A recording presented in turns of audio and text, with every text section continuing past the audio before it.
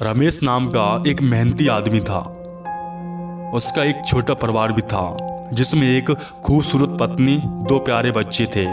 उसकी पत्नी और बच्चे हर हाल में खुश थे, लेकिन रमेश उन्हें जिंदगी के सारे ऐशो आराम देना चाहता था और इसके लिए वो प्रतिदिन 13 घंटे से भी ज़्यादा काम किया करता था। दिन भर ऑफिस में काम करने के साथ साथ वह सुबह और शाम ट्यूशन सेंटर में भी पढ़ाया करता था। वह सुबह सुबह घर से निकल जाता था और आधी रात के बाद घर लौटता। बच्चों के लिए उसका चेहरा देखना मुहाल था, क्योंकि सुबह सवेरे उसके घर से निकलते समय बच्चे सोते रहते और देर रात घर में कदम रखने के पहले ही वो सो चुके होते। हाँ, रविवार को जरूर वह घर पर होता, लेकिन उस दिन भी वह किसी न किसी काम में व्यस्त रहता और उसका समय परिवार के साथ बीतकर काम में बीता था। परिवार उसके साथ क्वालिटी टाइम बिताने का बस इंतजार करता रहता। पत्नी अक्सर उससे कहा करती थी कि उसे घर में वक्त बिताना चाहिए। बच्चे उसे बहुत मिस करते हैं, उस वक्त को हमें देना चाहिए। जवाब देता है कि ये सब मैं उनके लिए ही तो कर रहा हूँ। बढ़ते घरेलू खर्च और स्कूल खर्च के लिए मेरा ज़्यादा काम करना ज़रूरी है। मैं उन्हें एक अच्छी ज़िंदगी देना चाहता हूँ। रमेश की ये दिनचर्या बरसों जारी रही। वह यूं ही परिवार को अनदेखा कर कड़ी मेहनत करता रहा। इसका प्रतिफल भी उसे मिला। उसे एक प्रमोशन प्राप्त हुआ। आखिर वेतन मिलने का मौका मिला। परिवार और उसके बड़े घर में रहने लगे। खाने पीने की और अन्य सुविधाओं की कोई कमी नहीं थी, लेकिन रमेश का यूं ही काम करना जारी रहा। वह अधिक से अधिक पैसे कमाना चाहता था। पत्नी पूछती कि आप पैसे के पीछे क्यों भाग रहे हो? हमारे पास बहुत पैसा है, अब हम उसमें खुश रह सकती हैं। तो उसका जवाब होता कि मैं तुम्हें और बच्चों को दुनिया जहां की खुशियां देना चाहता हूं। बस कुछ साल और हैं, मुझे मेहनत करने दो। पत्नी चुप रह जाती है। 2 साल और बीते। इन 2 सालों में रमेश बहुत अपने परिवार को आगे बढ़ा चुका था, पर समय कभी नहीं दिया। बच्चे अपने पिता को देखने और उससे बात करने के लिए तरस गए। इसी बीच एक दिन रमेश की किस्मत खुल गई।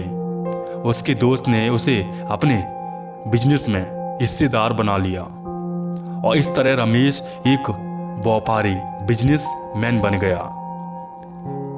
बिजनेसमैन अच्छा निकला और उसे उसका पैसा हाफ पार्टनर में दे दिया और दिया करता था।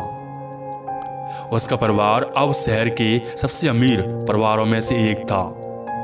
उनके पास सभी कुछ खुशियां आई थीं और विलासिता थी, लेकिन अपने बच्चों से मिलने का समय उसके पास अभी भी नहीं था। अब तो वह बहुत मुश्किल में पड़ गया। उसका अधिकांश समय गहरे से दूर बिजनेस में ही बीतता। साल गुजरने के बाद उसके साथ बच्चे बड़े भी हो गए और वे किशोरावस्था में भी पहुंच गए। रमेश ने भी इन सालों में इतना पैसा कमा लिया कि उसकी अगली 5 पीढ़ियां शानदार से जी सकती थी। एक दिन रमेश के परिवार ने छुट्टी बिताने समुद्र बीच पे जाने का प्लान बनाया।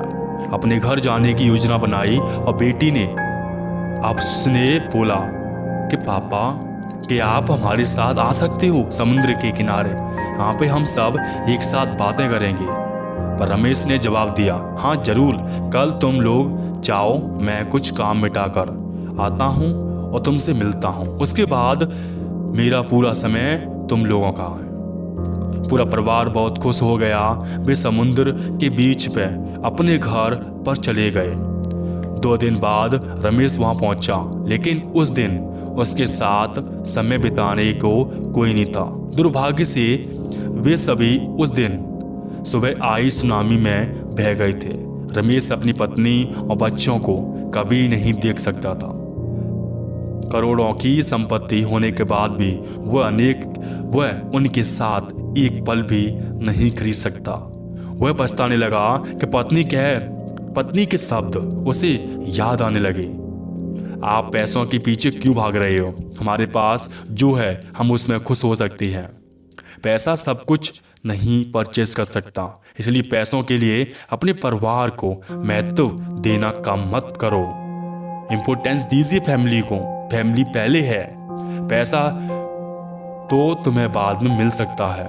पैसा खो लेने के बाद फिर कमाया जा सकता है, लेकिन अपनों को खो लेने के बाद दोबारा वापस नहीं पा सकता। फैमिली को इम्पोर्टेंस दीजिए। ऐसी वीडियो देखते रहिए, ऐसी कहानी सुनते रहिए और चैनल जरूर सब्सक्राइब कीजिए।